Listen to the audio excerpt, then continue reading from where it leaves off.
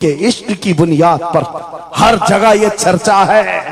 इसीलिए मेरे अजीजों, आओ खिराज अकीदत पेश करते हैं उस बारगाह मुस्तफा में और इस बात का अज़्म करके चलेंगे, ये तमाम इख्तिलाफात हटा दो, खत्म कर दो, एक चीज पर जमा हो जाते हैं, जो चीज रसूलुल्लाह ने सहाबा में डाली थी। हजरत बिलाल हबशी को सुना है? जानते हैं ना? हबशी थे, काले थे, चौड़े होंठ वाले, चौड़ी नाक वाले जो हबशी होते हैं उनको हबशी कहा जाता। हजरत बिलाल हबशी थे और एक साहबी हजरत अबू जर, इन दोनों के दरमियान झगड़ा हो गया, छोटा सा झगड़ा। झगड़े के दरमियान हजरत अबू जर ने सिर्फ इतना कहा, या उम्मत सौदा, या इब्न उम्मत सौदा, ऐ काली मां के बेटे। हजरत बिलाल को इतना कहा, काली मां के बेटे।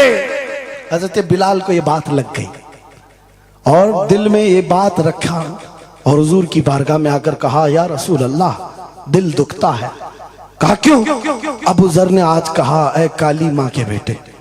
हुजूर जलाल में आए, मस्जिद में आए, मिंबर पर आए, कहा बुलाओ अबू जर। आए और हुजूर पाक सल्लल्लाहु अलैहि वसल्लम ने डायरेक्ट जो फरमाया, हदीस के अल्फाज हैं, अफीकल जाहिलिया, क्या अभी भी तुम्हारे अंदर जमाने जहालत की बुराइयां हैं? 3 बार कहा और उसके बाद हुजूर गजबनाक होकर जैसे ही अंदर गए, हजरत अबू जर तड़पने लग गए, बेकरारी। दौड़ करके आए, हजरत बिलाल का हाथ पकड़ा, कहां है बिलाल?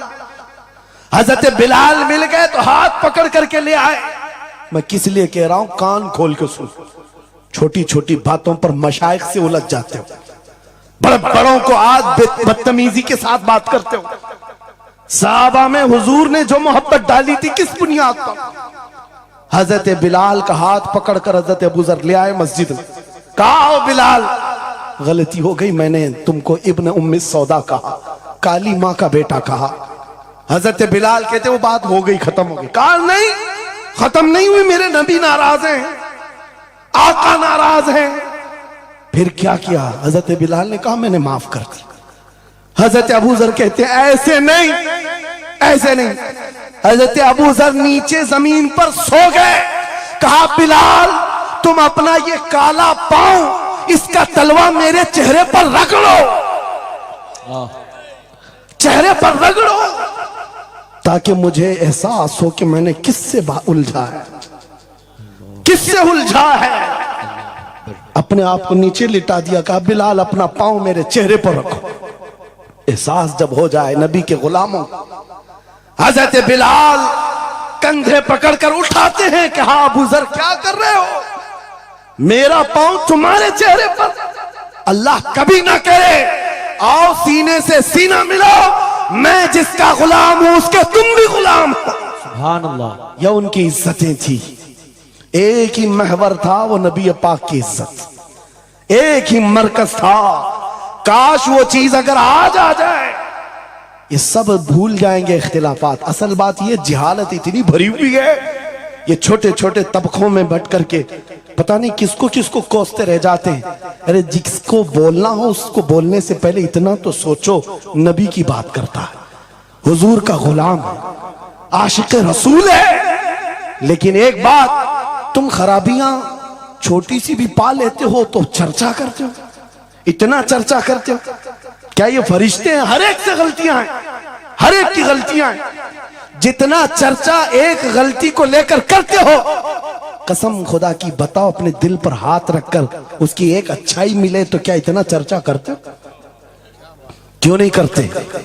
इसका मतलब है दिल बीमार है तुम्हारा, साथी हसद है, जिसको लेकर किसी को टॉन्ट करते हो, किसी को तानाजनी करते हो। सोशल मीडिया इस पर भरा पड़ा हुआ है, नए नए मुफत्तिन इस तरह के मुनाजिर आए हुए हैं। फितना अंगेज लोग, वो अपने दिलों का इलाज करें, वरना मुनाफिकत आ जाएगी, मुनाफिकों में शुमार होगा। अरे तुम्हारी एनर्जी गुस्ताखाने रसूल के लिए रखो, आशिकाने रसूल के लिए नहीं। जितनी ताकत लगाना है उन कुत्तों के खिलाफ लगाओ जो नबी पर भौंकते हैं और जो जिंदगी भर नबी की अजमत की नौकरी करते हैं। तुम्हारी जुबानें उनके लिए खुलती हैं। बहुत उम्दा। कैसा आलमिया है, कैसा आलमिया है। जिंदगी भर नबी की नात पढ़ने वाले को एक कूड़ा करकट जमा करने वाला सब्जी बेचने वाले के सामने खड़े होकर अपना ईमान साबित करना पड़ रहा है।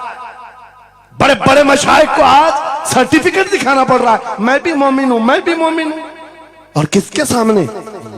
गली कूचों पर नुक्कड़ पर बैठ करके मुनाजरे करने वालों पर जिनके ईमान का कोई ठिकाना नहीं। लेकिन मैं आपको कहता हूं इन गद्दारों से अपने आप को बचाओ। नबी की अजमत जिसके पास देखो, सारे इख्तिलाफात भूल जाओ, उसकी इज्जत करो, बेशक उसकी इज्जत करो। इसलिए कि कल क़यामत के दिन तुम्हें जब खड़ा होना है शफाअत के लिए, तुम भी उसी नबी को पुकारोगे, वो भी उसी नबी को पुकारे।